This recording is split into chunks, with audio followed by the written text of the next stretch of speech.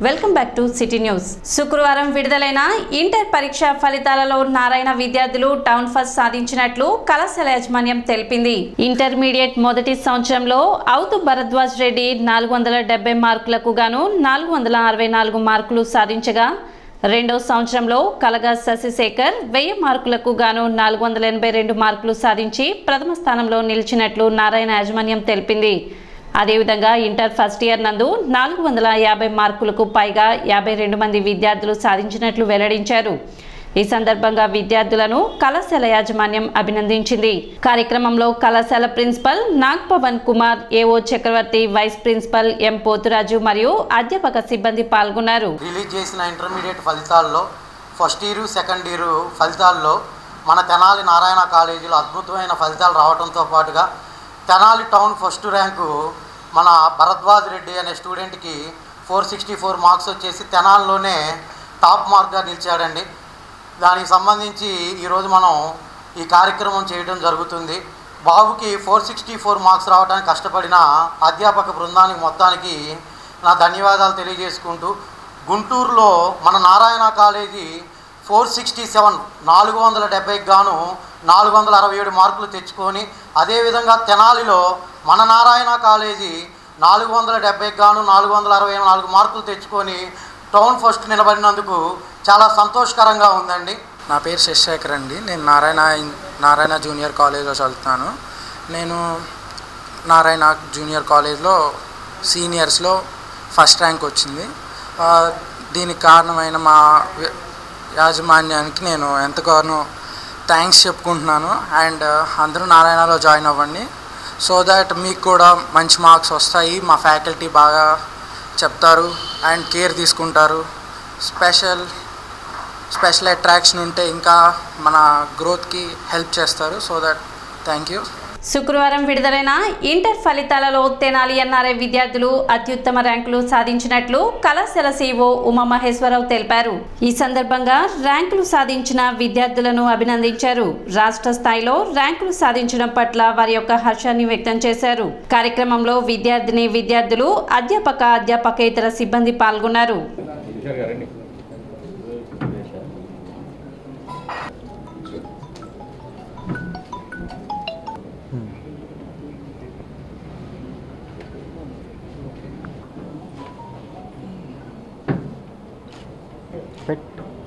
అదేంటి వచ్చా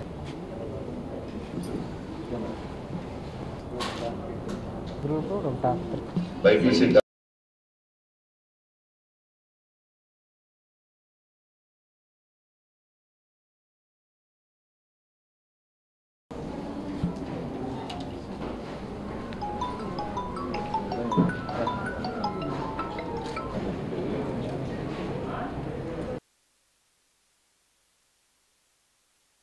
EAMCET competitive exams అన్నింటిలో కూడా గత సంవత్సరం కన్నా ఈ విద్యా సంవత్సరం మంచి ఫలితాలు సాధించాలి అనే విధంగా మరి మెటీరియల్ ప్రిపరేషన్లో కానీ, టీచింగ్ ఎయిడ్లో కానీ, ఫ్యాకల్టీలో కానీ ఏ ఇయర్ కా ఇయర్ మరి మనం ప్రోగ్రామ్ మార్పు చేసుకుంటా మరి స్టూడెంట్స్ని ఎప్పటికప్పుడు అప్డేషన్ చేసుకుంటా మరి రిజల్ట్స్ ఇంప్రూవ్ చేసుకుంటూ వస్తున్నాం.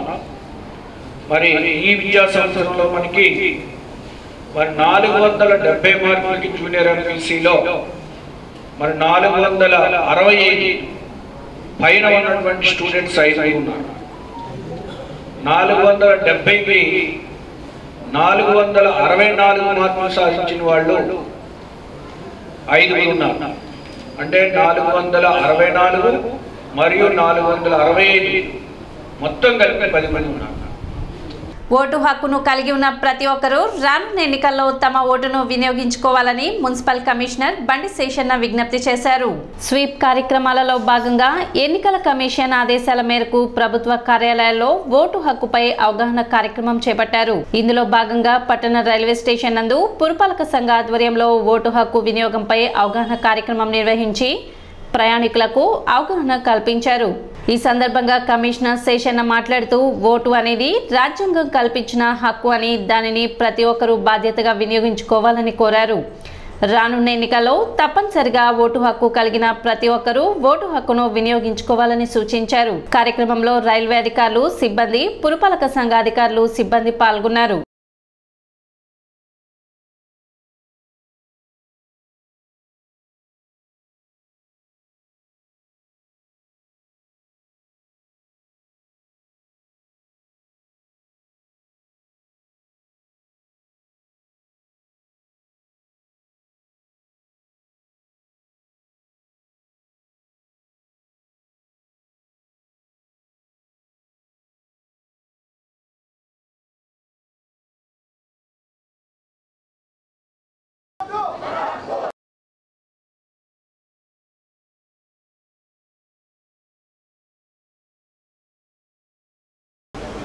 స్టేషన్ మాస్టర్ గారు అన్ని తానే ఈరోజు స్వీప్ యాక్టివిటీస్లో ట్రైన్స్ వచ్చిపోయేటువంటి ట్రైన్స్ కానీ ప్లాట్ఫామ్ మీద ఉన్నటువంటి వాళ్ళందరినీ కానీ వారందరికీ కూడా ఓటు అవగాహన కల్పిస్తూ ఓటు వేయండి, ప్రజాస్వామ్యాన్ని కాపాడండి, ఫ్యూచర్ను చక్కగా డిజైన్ చేసుకోండి అని చెప్పారు.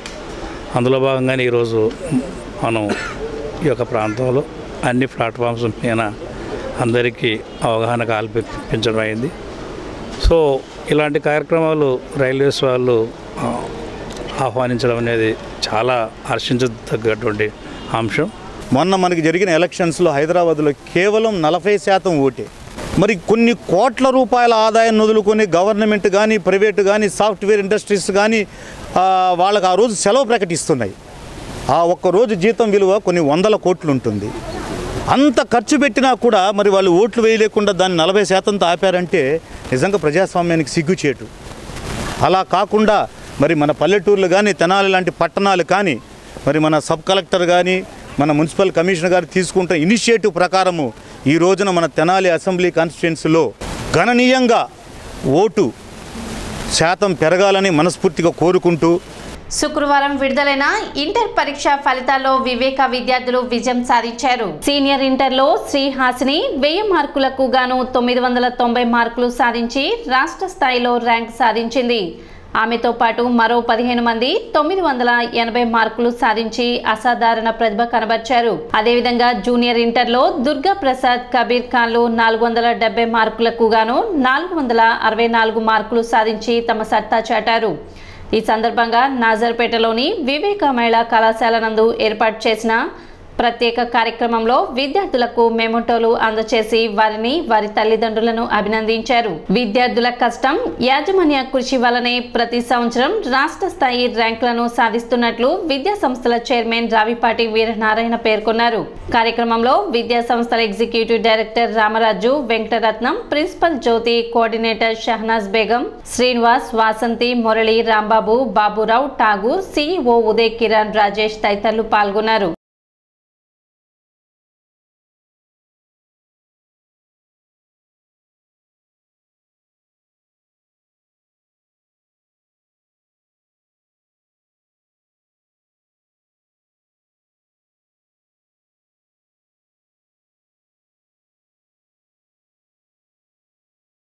నేను శ్రీహాసిని కొప్పాక, మాది పొన్నూరు. నాకు 990 మార్క్స్ వచ్చినాయి. నేను చాలా హ్యాపీగా ఫీల్ అవుతున్నాను. మా స్టాఫ్ చాలా సపోర్ట్ చేశారు. నేను ఎస్పెషల్గా థ్యాంక్స్ చెప్పేది రియాజ్ సార్కి. అండ్ మా పేరెంట్స్ నన్ను చాలా బాగా సపోర్ట్ చేశారు. పొన్నూరులో చదువుతున్నాను, పొన్నూరు వివేకాలో చదువుతున్నాను. 2 years కోర్సులో 2 ఒకేసారి రిలీజ్ చేశారు రిజల్ట్స్ అన్నీ కూడా. ముందుగా మన చిన్నపిల్లలు కాబట్టి ఫస్ట్ ఇయర్ వాళ్ళకి తీసుకుందాం. ముందు మనం ఎప్పుడు తెలుసు కదా, చిన్నపిల్లలకి ప్రకటిస్తే వాళ్ళ ప్రయారిటీ వాళ్ళ ఉద్దేశంలో. మరి ఫస్ట్ ఇయర్ ఇంటర్మీడియట్లో ఈ సంవత్సరం మనందరికీ తెలుసు చక్కటి ఫలితాలు రాష్ట్ర వ్యాప్తంగా వచ్చాయి. మరి మన విద్యా సంస్థల విద్యార్థులు ఇంకా చక్కటి మెరుగైన ఫలితాలు సాధిస్తూ మళ్ళీ నెక్స్ట్ ఇయర్ సిద్ధంగా ఉన్నామని తెలియజేస్తూ మరి ఈ సంవత్సరం కూడా మంచి మార్క్స్ సాధించారు. ఈ సంవత్సరం హైయెస్ట్ మార్క్స్ మనకి 470 మార్క్స్ ఎగ్జామ్ జరిగింది. మీ అందరికీ తెలుసు ఫస్ట్ ఇయర్ జరిగేటువంటి మార్క్స్ 470 ఎంబీసీ గ్రూప్లో. English 100 marks, Sanskrit 100 marks, mathematics 150 marks 2 papers, అలాగే ఫిజిక్స్ 60, కెమిస్ట్రీ 60 ఉంటాయి. ఇలా 470 మార్క్స్కి ఎగ్జామ్ జరిగింది. మరి మన విద్యార్థులు చక్కగా ఇక్కడ 464 హైయెస్ట్ మార్క్స్ సాధించారు అని తెలియజేయడం కోసం ఇద్దరు విద్యార్థులు 464 మార్క్స్ సాధించారు. అలాగే 463 మరొక ఇద్దరు విద్యార్థులు సాధించారు. 462 మరొక ముగ్గురు విద్యార్థులు సాధించారు. 461 మరొక ఇద్దరు విద్యార్థులు, అలాగే 460 ఇద్దరు విద్యార్థులు. ఇలా 460 నుంచి 464 మధ్యలో మరి సుమారు 12 మంది విద్యార్థులు రావడం జరిగింది. ఇసుక అక్రమ తవ్వకాలతో సహజ వనరులు దెబ్బతినడమే కాక పంట భూములు కూడా నాశనం అవుతున్నాయి.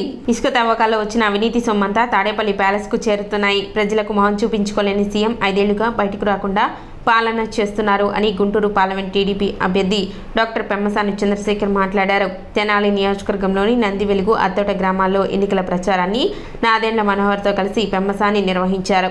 దారి పొడవునా ప్రజలంతా పోల వర్షంతో ఇరువురు నాయకులకు స్వాగతం పలుకగా పలు చోట్ల భారీ గజమాలతో హారతులు పడుతూ నాయకులను కార్యకర్తలు గౌరవించారు. ప్రజలను కలుస్తూ స్థానిక సమస్యలను తెలుసుకుంటూనే నాయకులు ఇద్దరు ప్రభుత్వ వైఫల్యాలపై ప్రజలకు అవగాహన కల్పించారు. కాగా ప్రచారం ముగింపు సభలో భాగంగా అత్తటలో పెమ్మసాని మాట్లాడుతూ ప్రస్తుత ప్రభుత్వ హయాంలో 500 రీచ్లను అక్రమంగా తవ్వినట్లు నేషనల్ గ్రీన్ ట్రిబ్యునల్ తెలియజేసిందని చెప్పారు. ఇసుక తవ్వితే సహజ వనరులు అక్రమ రవాణా మాత్రమే కాక భూమిలోకి ఉప్పు నీరు పూర్తిగా ఇంకిపోయి పంట భూములను నిర్వీర్యం చేసే ప్రమాదం ఉందని తెలిపారు.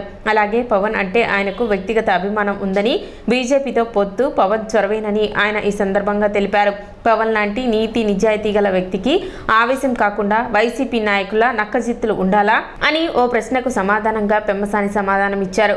వేసవిలో కరెంటు కోతలు, నీటి ఎద్దడి వంటి సమస్యలను పరిష్కరించాల్సిన ఒక సీఎం దగ్గరుండి అవినీతిని ప్రోత్సహిస్తుంటే ప్రజాభివృద్ధి ఎలా జరుగుతుందని ప్రశ్నించారు. ఈ ప్రభుత్వాన్ని ప్రశ్నించడానికి ఒక పెమ్మసాని, పవన్ కళ్యాణ్ వంటి వ్యక్తులు ఎప్పుడు ముందుంటారని ఆయన తెలిపారు.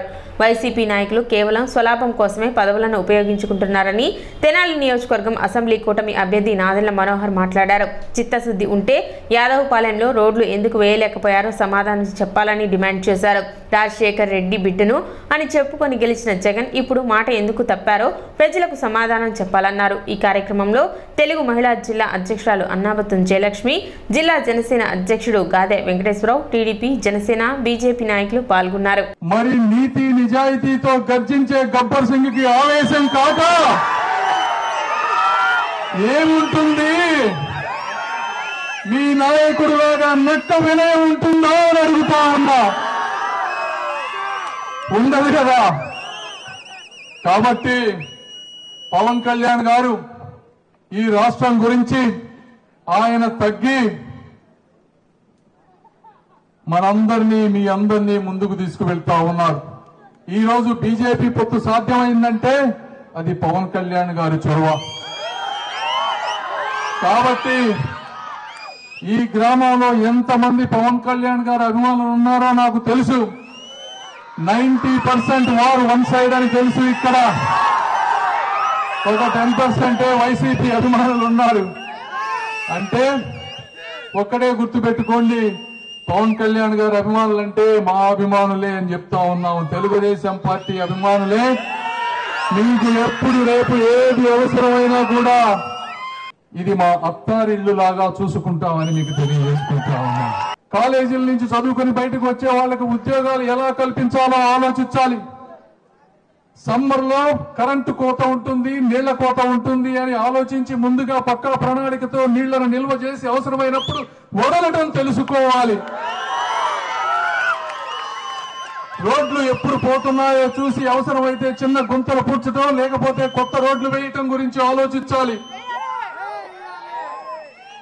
ఇవన్నీ ఆలోచించకుండా 4.5 సంవత్సరాలు బయటకు రాకుండా, ఒకవేళ పొరపాటున బయటకు వస్తే చెట్టు నరికించుకుంటా పోతూ, ఎక్కడైనా ప్రపంచంలో అశోకుడి దగ్గర నుంచి మొదలుపెట్టి చెట్లు నాటించిన వ్యక్తులని గూగుల్లో కొడితే 100 మంది పేర్లు వస్తాయి.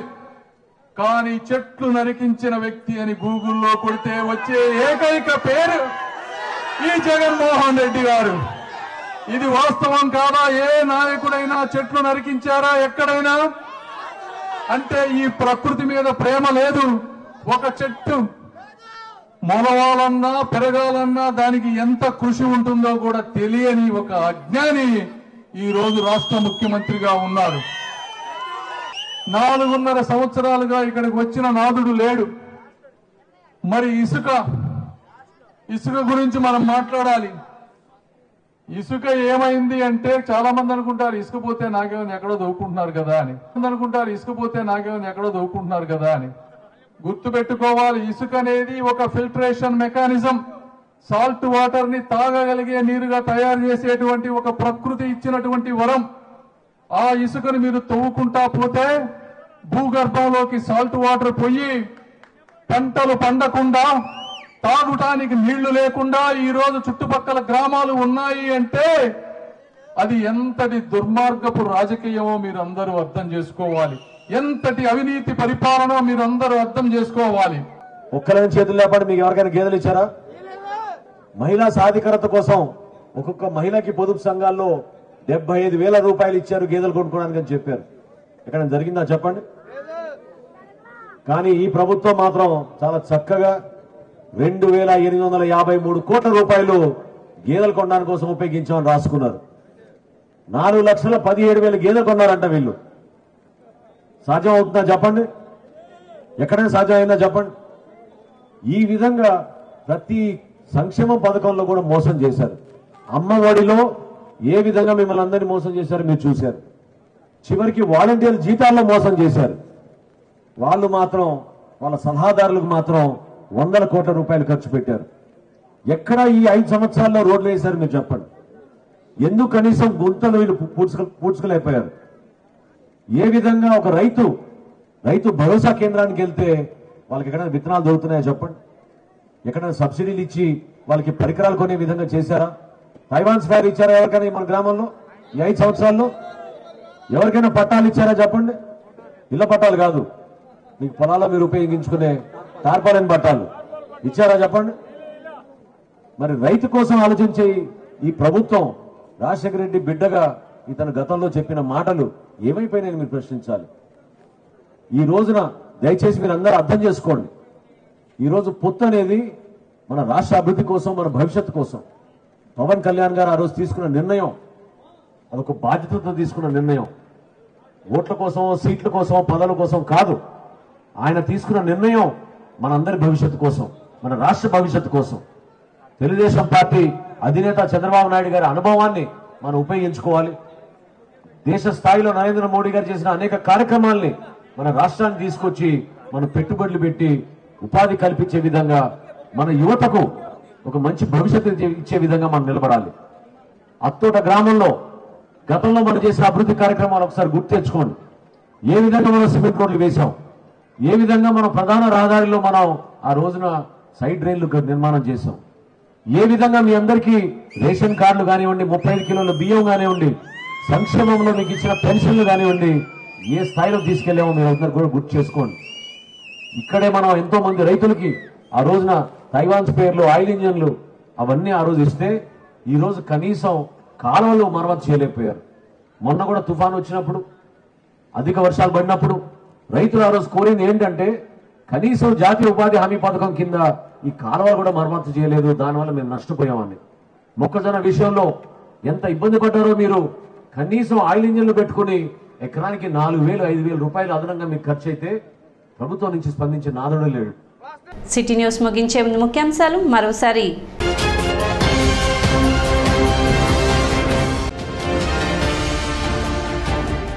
వ్యాపారులపై ఎటువంటి రాజకీయ ఒత్తిడులు లేకుండా చూస్తాం. The Tenali cloth merchants association ఆత్మీయ సమావేశంలో ఎన్డీఏ కూటమి అభ్యర్థి నాదెండ్ల మనోహర్ వెల్లడి.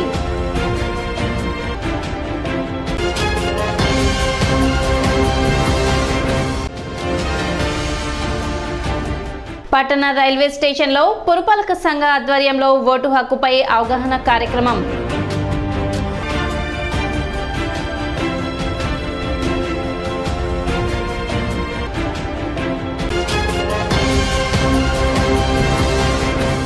సిటీ న్యూస్ ఇంతటితో సమాప్తం. నమస్కారం.